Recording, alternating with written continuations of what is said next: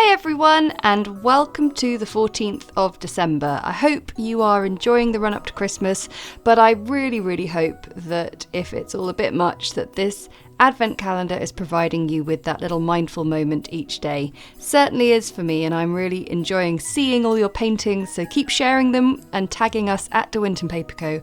online. Okay, let's see what we're painting. Oh, lovely, a Christmas turkey. Grab your paints and let's get started. This will be a fun one for you to remember for next year when it comes around to Thanksgiving, I guess, as well. So we'll start with a sort of a semicircle of sorts, and a sort of a plate rim. There we go.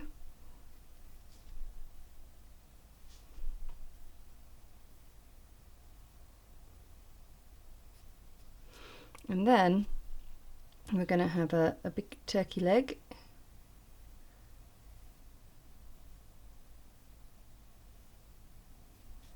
And I'll just sort of extend that bit there. And we'll have a little sort of Flintstone style bone. And then down here, we'll just have the little wing. And then we'll just have a few little sort of vegetables, potatoes, carrots, all sorts. Maybe a few little leafy things. So I'm just doing sort of different types of shapes. And there we have it. So a little rub out with the pencil.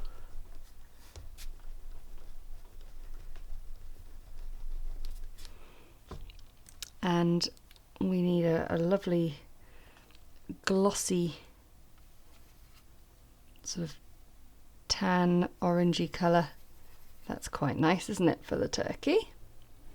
But as always, you need some extra low lights to really make the highlights shine. So we'll try that. So I'll begin with quite a dilute version of this, and I'll try and leave a little bit of unpainted shine.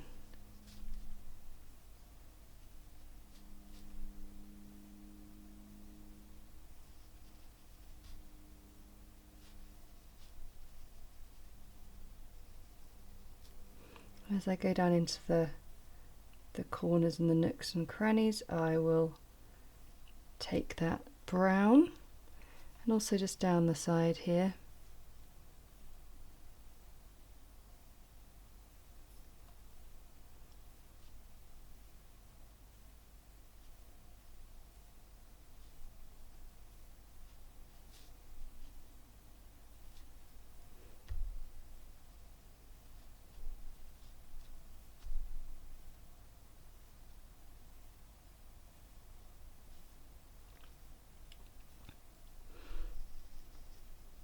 And I'll do the same on the leg and the wing.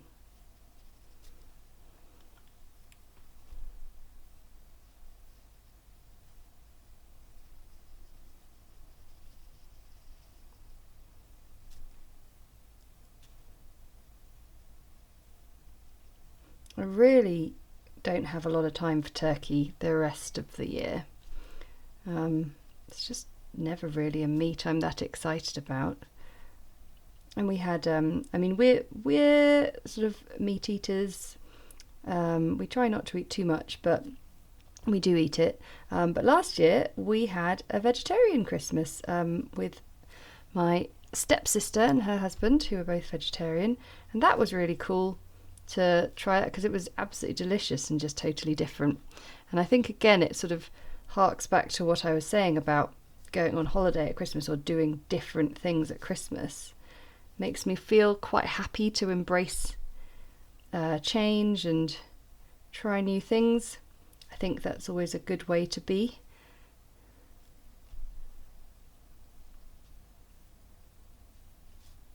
So that's looking really nice, looking quite shiny, and I will add a few extra glazes to that, but let's have a look at some of the other things. So some roast potatoes. I mean, I know they don't end up looking bright yellow, but if we start them off looking nice and yellow. And then some carrots. Well, we need to make sure the carrots don't look too similar to the turkey, so I'm going to make them quite red.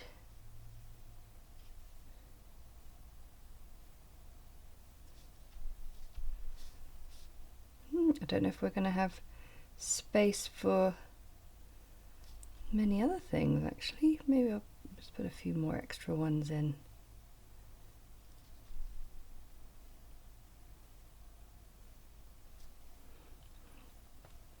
And then some greenery. I am going to do a yellow and blue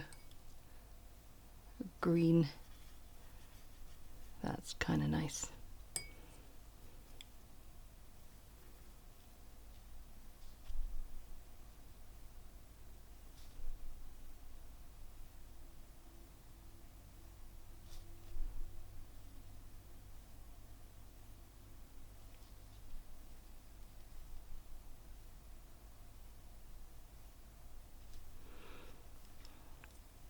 While we're waiting for all that to dry, I'm going to mix up a little bit of a shadow mix to create a silver platter.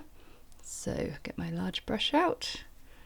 I could hear a lot of you saying, Harriet, you're using the wrong brush to mix. Thank you, I heard you. I appreciate it.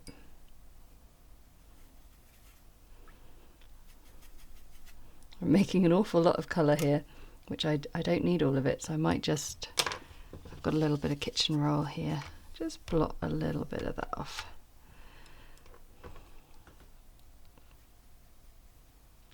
Better.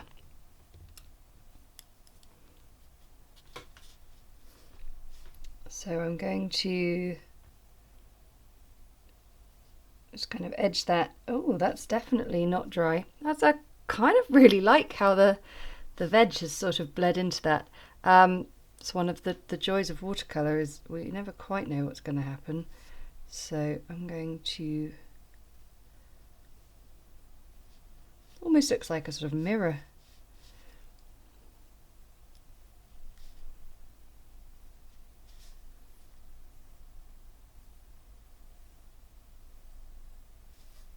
Okay, so we're going to let that dry. I'm going to just take I want to just put a tiny bit of colour on that bone, but it needs to be really, really pale, so I've just got some yellow ochre here. And we're just going to sort of outline it a little bit. Lovely. Okay, let's let that dry and then do the last bits.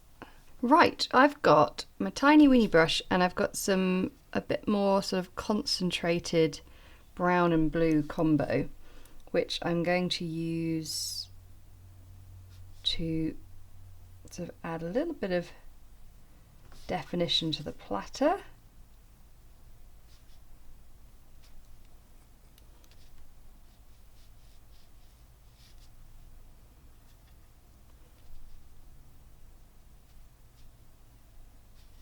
As I said, I quite liked sort of the rather strange bleeds and blends that happened.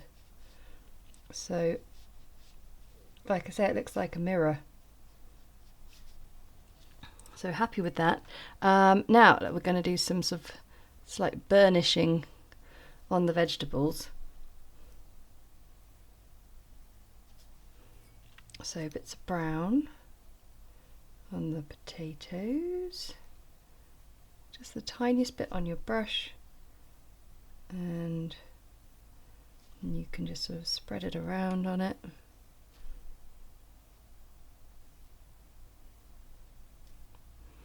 For the carrots, let's see what happens if we add some dark shadow into the red.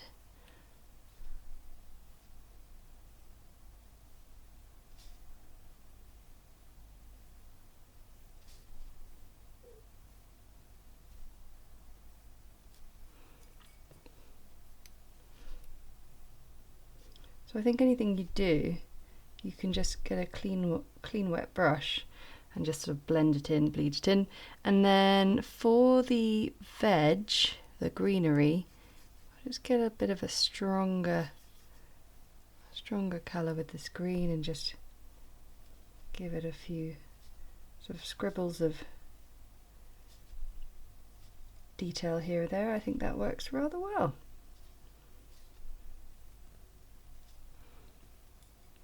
Cool. Okay, next thing I want to do is a further glaze on the turkey. So that means that the turkey has dried and I can go in with another layer of this brown. Obviously trying to avoid the vegetables that I've just painted.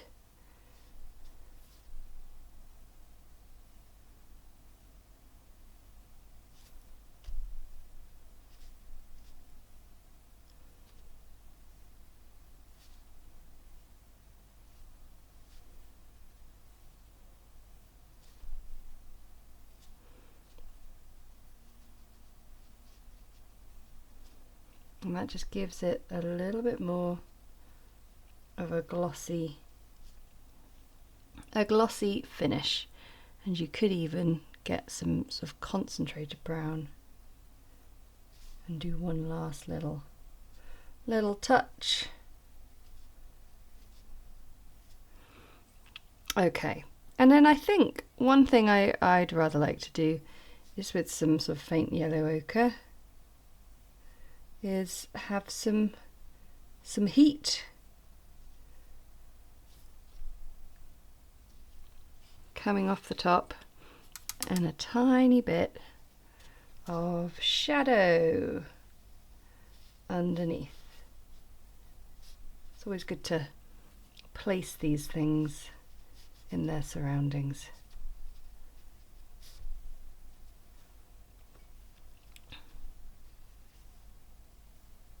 And there we have the turkey. So thanks so much for watching, and I will see you again tomorrow.